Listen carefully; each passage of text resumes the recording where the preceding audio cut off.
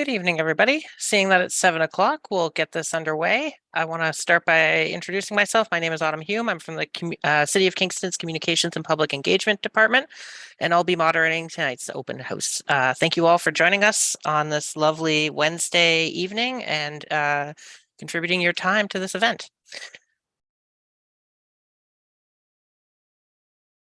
So this session is being live streamed and recorded. So if you miss anything, you can go back and watch it on the city's YouTube channel. To protect your privacy, all participants have their video turned off and they've been muted. And the chat functionality in Zoom is turned off. Sometimes technology troubles happen. There's a list of common challenges on the Get Involved Kingston website. You can go to that at getinvolved.cityofkingston.ca. That includes if your audio or video isn't working. You can also adjust your view options so you can see both the presentation and members of the project team at the same time.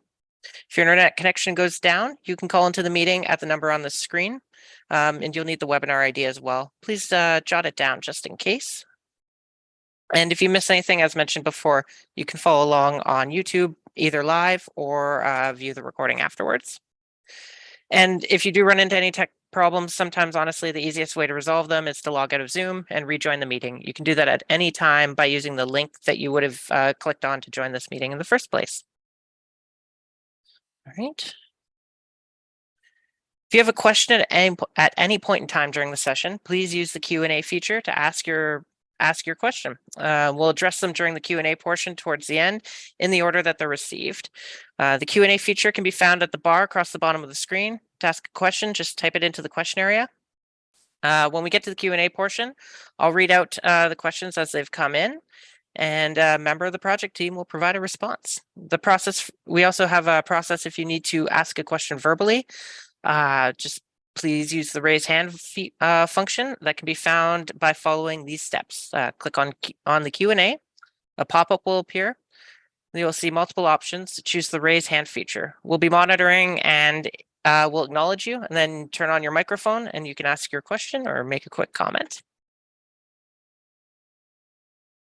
Okay, now that we've cleared the housekeeping items, I'd like to officially open today's engagement session with a land acknowledgement. The city is committed to working with Indigenous peoples and all residents to pursue a united path to reconciliation. We acknowledge that we are on the traditional homeland of the Anishinaabe, Haudenosaunee, and Huron-Wendat, and we thank these nations for their care and stewardship over this land.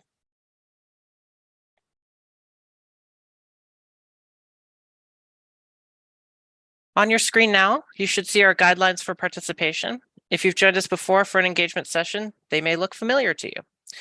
These guidelines for participation were developed as part of the city's public engagement framework and to make sure that we can all join together, be respectful, and open to ideas. I'm going to leave these up for about 30 seconds so you have an opportunity to read them. If there are any concerns about the guidelines to participation, please let me know by using the raise hand function.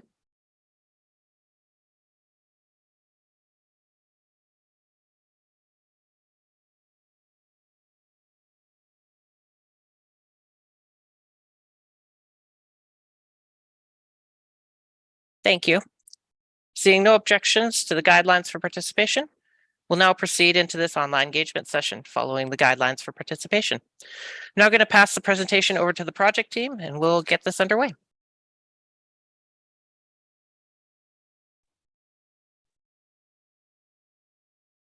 Well, good evening, everyone. My name is Michael Keane and I'm a land use planner with Fotan Consultants. And I'm going to start with a bit of an introduction to the development team and the folks that are on the call from the team tonight. Daryl Furston is the owner of Innate, and he is the owner of the project site. We have Tito Calcanio, and he is also a member of Innate, project manager, working with us on this project.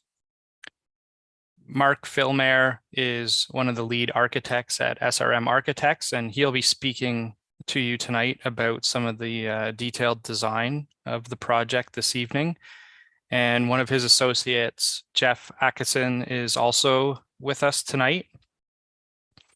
And I'm just seeing we also have Maha here as well. So welcome, Maha. So we have a couple of the SRM architects with us this evening. And from my office, one of the senior planners, Miles Weeks, is also on the call this evening. Next slide, please.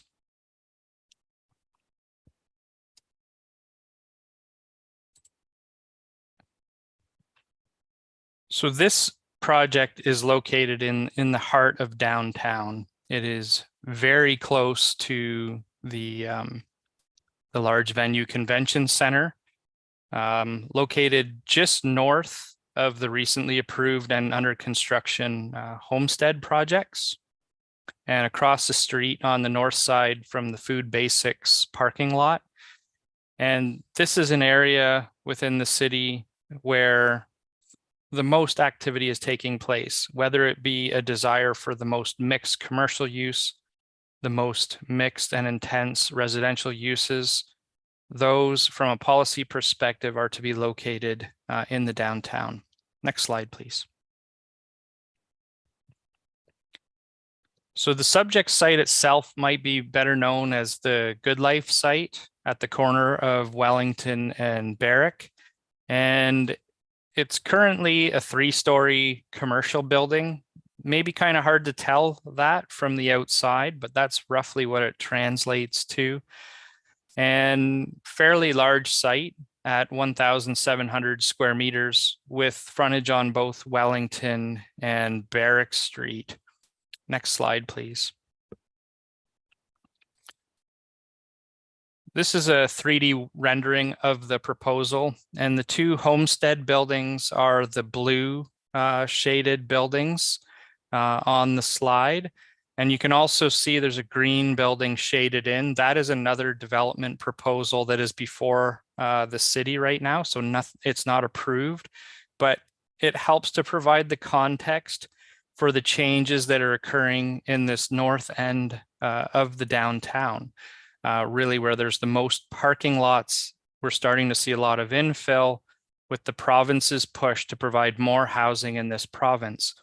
So to give you a few statistics on the building itself, the proposal is for 287 units. And it's a mixed residential units. There are 89 single bed units. There are 92 single bed plus den units. There are 105 2-bed plus den units and 1 3-bedroom unit. So there's a mix of that 2 3-bedroom, 1 2-bedroom ranges, and they're fairly evenly split in the building. The commercial unit will occupy the ground floor, the areas that are not being utilized as the main lobby. The proposal itself is a 25-story building at 83.6 meters in height. The podium is 3 stories at a little over 13 meters to the podium line. It has a tall first floor at over 6 meters in the hopes of providing the most commercial flexibility and also considering options for mezzanines. So essentially a very flexible first floor. The second and third floors and the other floors are all more traditional 3-ish meters in height. And you'll note in this area of the downtown, you start to see buildings with some elevation above the roads itself. And a lot of this has to do with flooding and pipe elevation as we get lower to the water line with Lake Ontario. In terms of parking, there are 119 parking spaces proposed with 8 accessible spaces out of those. There are some surface parking at the back that you can kind of see in that image, kind of tucked under the building, but the majority of the parking and the site function is actually under the building and within the building. Next slide, please. So as I kind of started, this is the most special area within the city of Kingston and actually has a special policy on it, which offers the widest range of commercial and residential uses. And there's a series of blocks in this area that are recognizing a need for an urban design study when you're proposing buildings in this area. But it is an area that I want to be clear is intended for the most intense. It is intended to accommodate higher density residential uses, and prominent buildings. And that widest range of uses between the commercial and the residential is permitted. So that's not something that's proposed to be changed on this application. Development in this area has to support all modes of active transportation, heritage character, and it has to relate to the human scale around the area. And there's a recognition that it's the high and the medium density residential uses that are going to contribute to the vitality of the downtown, and offering that, hidden cars from the main streets, getting rid of those parking lots is going to help to create that pedestrian focus and reanimate this area of the downtown. The subject site itself has no heritage value, and there are nearby heritage properties that have been assessed in the context of the proposal. Downtown also has a number of protected views, and this property is close to some of those view sheds, but is not within any of those view sheds in particular. But of particular note, the building itself is set back almost 3 meters along the roads. So there's been a recognition that the downtown really needs to have its streetscapes improved, and there's a few options to do that. One is improving the actual side spaces of the physical driving roads, but the other way is by introducing building setbacks. So there will be a proposed setback along both Wellington and Barrack to introduce that improved streetscape in this location. Next slide, please. So this property is subject to one of the former zoning bylaws, and that's because this area of the downtown had site-specific zoning on it. And when the city introduced its new zoning bylaw, all of those site-specific bylaws from the previous bylaws have remained in effect. So one of the proposals that will be, the proposal that will be before council will be to rezone the property, and that part of the ask will be to bring the property into the new central business zone in the downtown. So that is the intention, and along with that, it will bring all the site-specific asks into place, such as regulating the height, regulating the parking, and the other various aspects of the proposal to help to create that building envelope that we're showing you on the screen this evening. Next slide, please.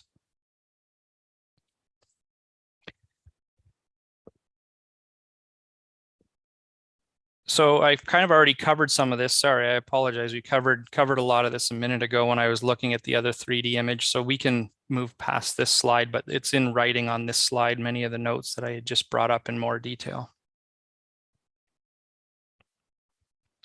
So as I was noting, with the proposed zoning, we want to bring it into the new downtown 1 zone, and the uses would remain the same, permitting that mix of residential and commercial uses, but we would introduce site-specific provisions to address height and density, removing angular plane and decreasing parking to the minimum requirement for this area. And next slide, please. So this is the point where I tell you this is good land use planning, and this is an area of the downtown we are going to see tremendous change over the coming years, particularly with immigration into Canada and with pressure to build more housing. We are going to see a lot more taller housing in downtown, and ultimately that is supporting provincial planning and the changes that are occurring to planning across the province. The project itself, in my opinion, will contribute positively to the vitality of the downtown, and it does represent good land use planning. And at this point, I'm going to turn it over to Mark Villemer, and he's going to really walk you through some of the more design elements of the project this evening. Over to you, Mark. Thank you, Mike. Good evening, city staff, council members, and members of the public. Thank you for the opportunity to present this development concept located at 64 Barrack Street, Kingston. So my name is Mark Vilmer. I'm a managing partner here at SRM Architects, and I've worked on this development with a team of architects, designers, and planners. So what you're looking at right now, I'll give you a really quick orientation. Mike did a wonderful job. Thank you, Mike, about the scale of the project, the number of stories, number of units.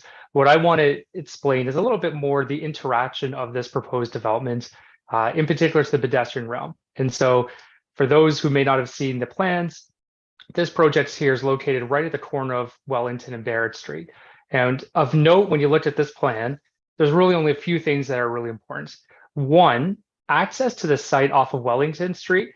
Access is just some loading, some commercial parking, and garbage collection, which is done all internally. So it doesn't disrupt the neighborhood. Along Barrack Street is where we have the access to the integrated underground parking of the project. Beyond that, we have a principal entrance facing Barrack Street, and we have commercial units at the corner of the building at level 1, and this is facing both Barrack Street and Wellington Street.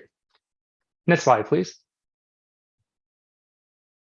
So here's a schematic ground floor plan. This probably is a little bit more useful or helpful to convey how everything works.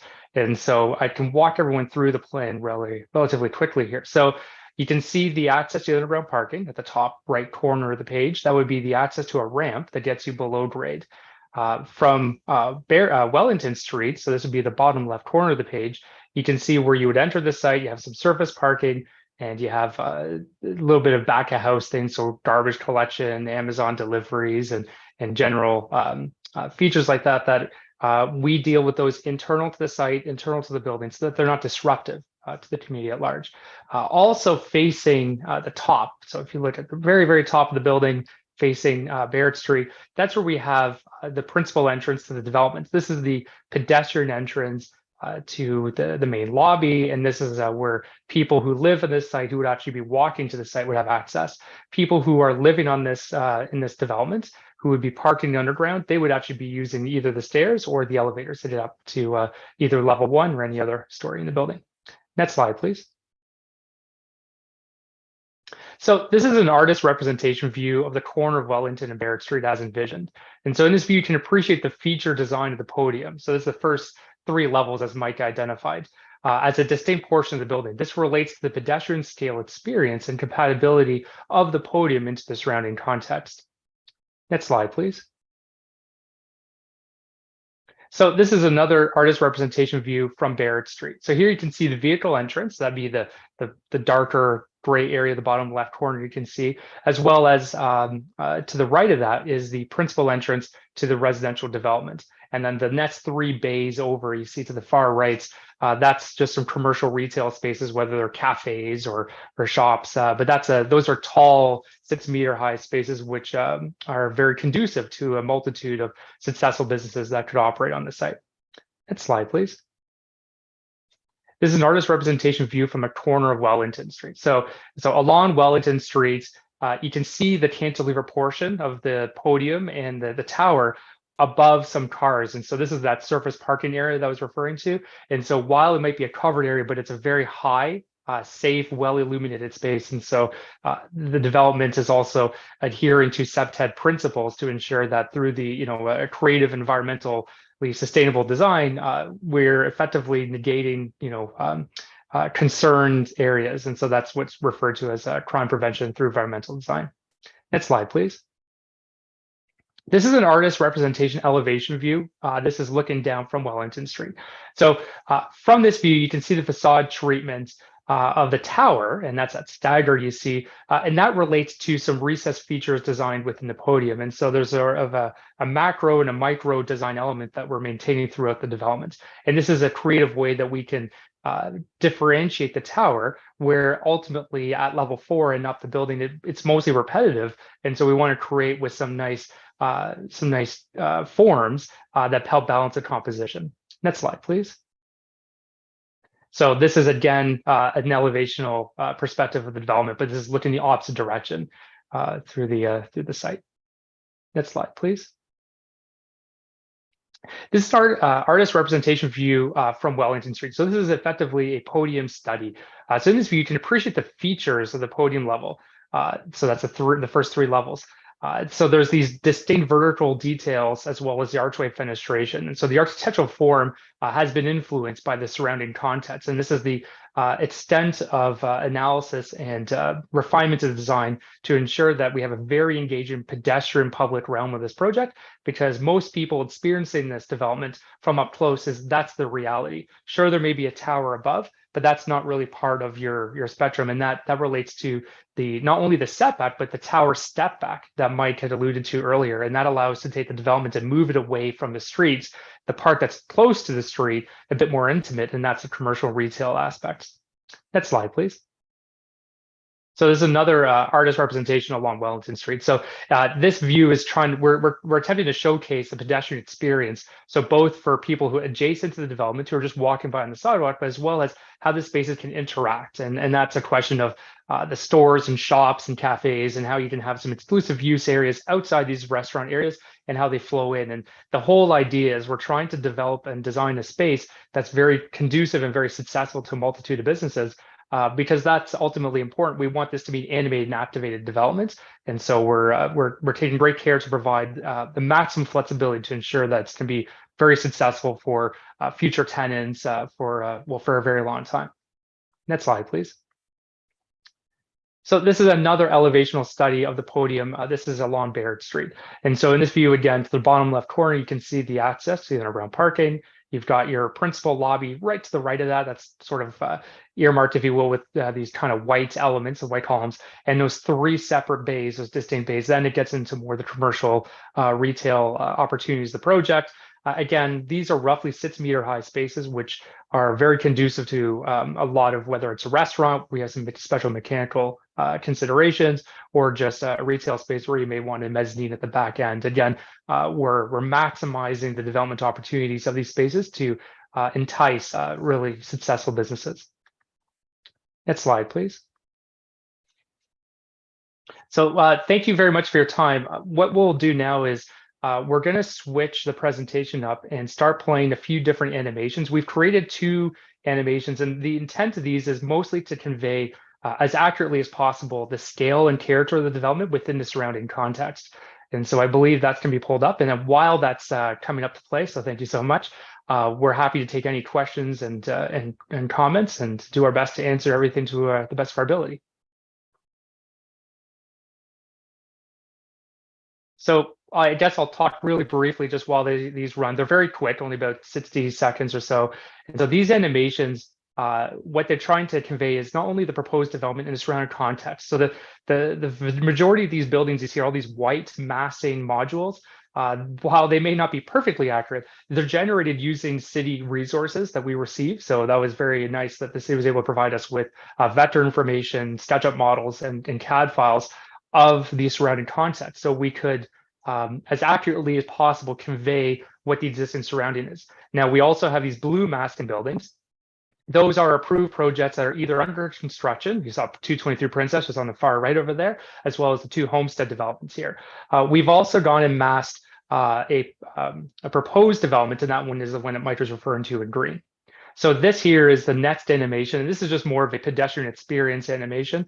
And so here the idea is we want to show as you get closer and closer to the developments, it's not so much about the tower, it's more about the podium. The tower is a very important portion of this. And so this camera pan here is going to look up and just kind of see the extent of the height of the developments. And so that's the 25 stories. And so we're showing this becomes more of a feature when you're far away from the development, but when you're closer, the experience is a bit more intimate. And that's what these little animations are hoping to convey. And there you go, you can see some of the homestead buildings just in the background there on the far right. Thank you very much, Autumn. I appreciate that. And so I guess, Mike, we're in a good position now. I think that concludes my presentation. So I'm in a good position to answer any questions to the best of my ability, and I'm happy here to help. I should point out, if there's any really great questions, well, I'm sure there are wonderful questions. If there's questions that we're not equipped to answer, myself, my team, and Mike, we're not engineers. We work with them a lot, so maybe we start to talk with them sometimes. But if there's some specific questions that we're not equipped to answer right now, we'd be very happy to provide you with a fulsome written response. But if we are able to answer your questions right now, we'll endeavor to do so. So thank you. Thanks, Mark. So just a couple of notes. Please, if you can, submit questions into the Q&A tool and project team members will address them. Reminder for the raise hand procedure. I see we've got one raised to hand. We'll get to that in 2 seconds. And additionally, just a friendly reminder that this project will be presented for a community meeting at the September 28th Planning Committee. This meeting will be to allow Planning Committee and the public to hear details about the project and ask questions of the applicants. There's no staff recommendation on the file at this meeting. Additional details can be found on the city's website event calendar. And if you find you have questions after the meeting is over, please email them to G as in green grant at cityofkingston.ca. Again, that's G grant at cityofkingston.ca. As well, if you'd like to receive project updates, please email them there. Okay, seeing that we have one hand raised from Councillor Ridge. Julia, could you unmute and we'll take that question.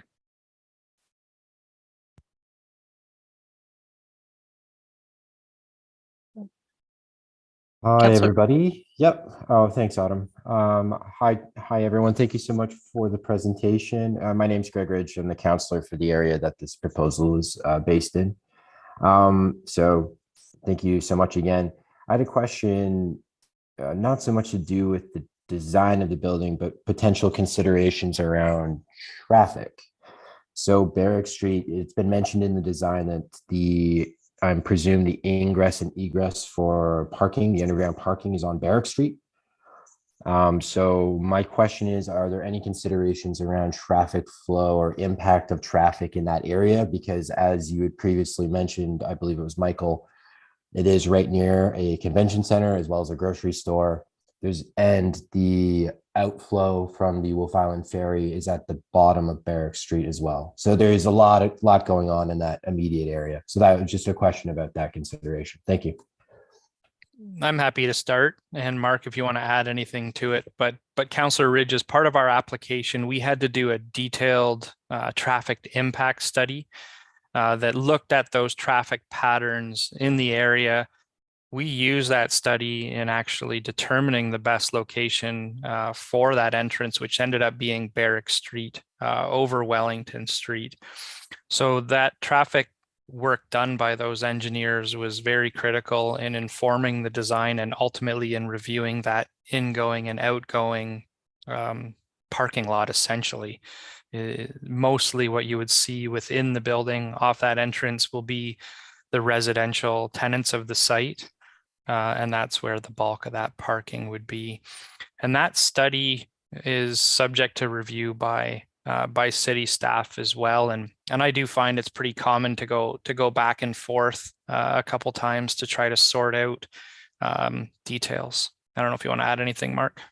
Thank you, Mike. No, I think you captured the point perfectly. Okay. Hope that helps, Councillor. It does. Thank you very much. Thank you. So we don't have any questions lined up in the Q&A right now. Just leave an open call here for a moment just to see if anybody has any thoughts they want to put in. I'd also like to just put a little quick plug in. You can sign up to receive periodic updates on city planning news by signing up for our newsletter. Head to the news and subscriptions portion of the City of Kingston website and click subscribe, and make sure to select the planning project updates when you subscribe, and you will get lots of great information delivered to your email. So I'm just going to hold for another 30 or 40 seconds to see if any other questions come in. Maybe while you're waiting, I'll point out as well that all of our technical studies are public information, and they're available on the city's digital dash system, which is a website where you can download all those studies.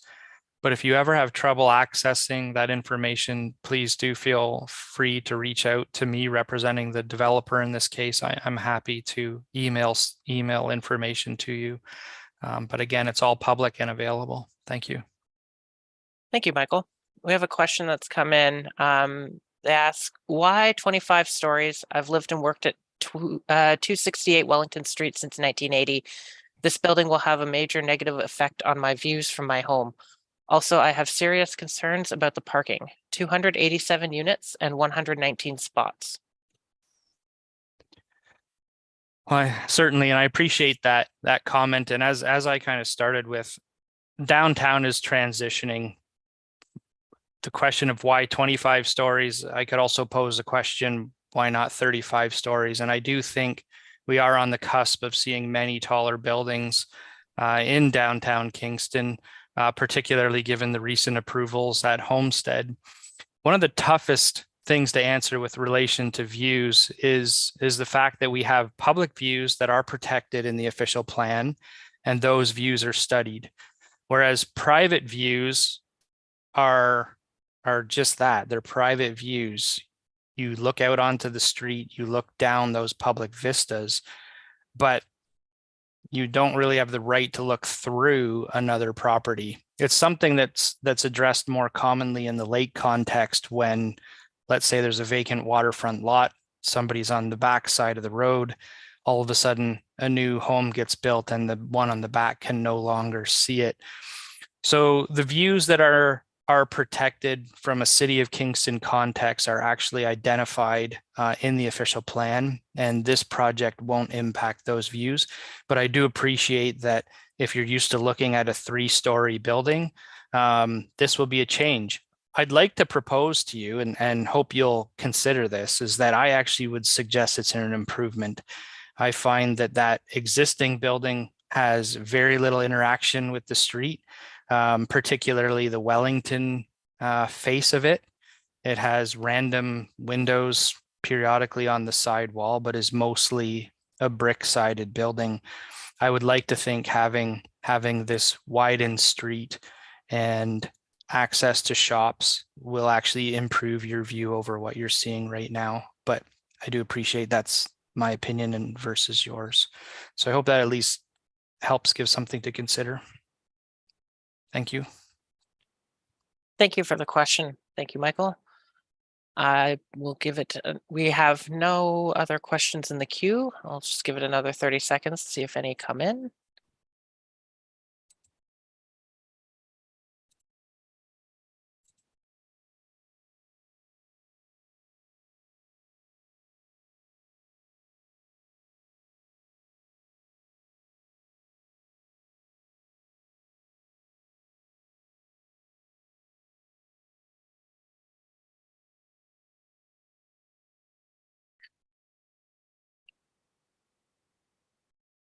Okay, I'm not seeing any other questions at this time, so I think if there's nothing else, we could wrap here. Oh, sorry, we have a follow-up. A follow-up comment. I'm not anti-development, but this building does nothing to promote the historical nature of our downtown core. Thank you for that comment. Does anybody in the project team wish to respond at this time? Perhaps Jeff Atchinson in my office, who's has a specialty in heritage architecture himself, may be able to provide a little bit of insight. These items tend to be subjective, and we appreciate that. But I can assure you from a design perspective, there's been considerable emphasis put on those attributes. And it's worth noting the concept that everyone is seeing right now is not the final concept. Of course, nothing is approved, nor is there even an opinion rendered from staff on it. But suffice to say, regardless from this stage to what will happen tomorrow and the day after, there'll be a tremendous amount of effort put into refining and improving the design.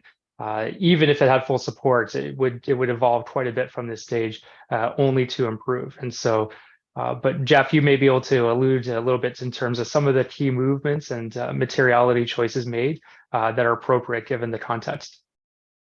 Certainly, thank you, Mark.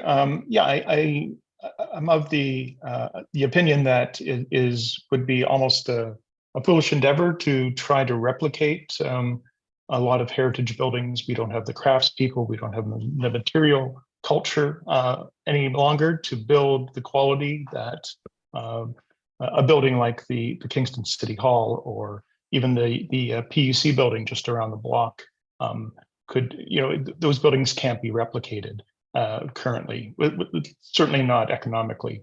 What I try to do instead is to think of the materiality of the neighborhood, to think of the building culture of the city, and to look around for inspiration or for building cues. So certainly a building like the PUC building, which is just around the block, certainly helped. And I hope you can see some of that language in the building, not only in the red brick that we've chosen, but also in the arches and the repetitive nature of the arch repeating throughout along the corner podium.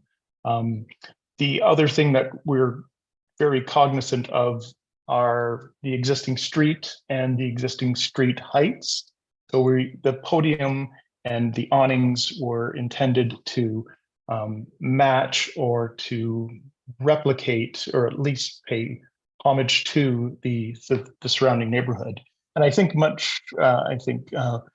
Michael alluded to it. I think the proposed building does that, or relates to the surrounding neighborhood much better than the existing building. So I'd like to think it's an improvement. And certainly from a heritage point of view, I'd rather not build anything or take down a building that isn't an improvement. I think we should constantly be trying to build better. And if we can't build better, then perhaps a building would then be of significant heritage value. So I hope that answered your question.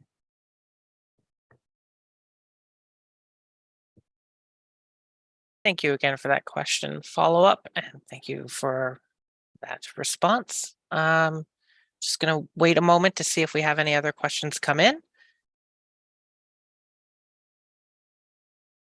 And again, a reminder that this will be going to the September 28th Planning Committee meeting, which is a community meeting. So members of the public are, of course, invited to attend and ask questions of the applicants at that time.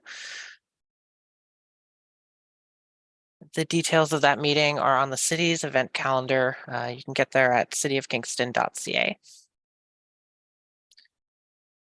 Okay, I'm not seeing any other questions or raised hands at this time, so I think we're good to wrap here. I want to thank everybody for joining us tonight. It's not no commitment for you to visit us and take part in this event on a Wednesday evening. So thank you very much. And thank you to the project team for making the time this evening. I hope you all have a pleasant evening. Thank you.